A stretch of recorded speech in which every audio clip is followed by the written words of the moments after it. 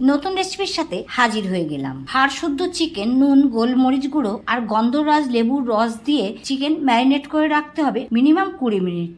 কড়াইতে সাদা তেল দিয়ে দুখানা পেঁয়াজ কুচি করে ভেজে নিতে হবে। সাথে দিতে হবে কাজু, বাদাম আর স্বাদ মতো কাঁচা লঙ্কা। একটু নেড়েচেড়ে সামান্য জল দিয়ে ঢেকে দিতে হবে যাতে পেঁয়াজ সেদ্ধ হয়ে যায়। পেঁয়াজ সেদ্ধ হয়ে গেলে ঠান্ডা করে বেটে নিতে হবে। কড়াইতে তেল গরম হয়ে গেলে জিরে, গোটা গরম মশলা, তেজপাতা দিয়ে ছোট্ট একটা পেঁয়াজ কুচি করে ভেজে নিতে হবে লাল লাল করে। পেঁয়াজ কিছুটা তুলে নিয়ে তার মধ্যে ম্যারিনেট করা চিকেন এবারে দিয়ে ভালো করে নাড়াচাড়া করে নিতে হবে। এখন আদা রসুন বাটা মিশিয়ে দিয়ে আবারও ভালো করে কষিয়ে কিছুক্ষণের জন্য ঢাকা দিয়ে রাখতে হবে। কিছুক্ষণ পরে ঢাকা খুলে আবার একটু নাড়াচাড়া করে নিয়ে সিদ্ধ করা পেঁয়াজ, কাজু, বাদাম, কাঁচা লঙ্কা বাটা এই সময় মিশিয়ে দিয়ে আবারও ঢেকে দিতে হবে। 4-5 মিনিট পর আবার ঢাকা খুলে দিয়ে আবার একটু নাড়াচাড়া করে নিয়ে মিশিয়ে দিতে হবে ফেটানো টক দই, সাথে সামান্য পরিমাণ 2 টেবিল চামচ মতো জল। তোমরা চাইলে জল না মেশাতে পারো। আবারও কিছুক্ষণের জন্য ঢেকে দিতে হবে। 3-4 মিনিট পর ঢাকা খুলে এবারে ধনে, জিরে, মৌরি, এলাচ শুকনো খোলায় ভেজে গুঁড়ো করা চিনি আর গোলমরিচ দিয়ে মিশিয়ে নিতে হবে। একটু নাড়াচাড়া করার পরে এই পর্যায়ে বেরেস্তা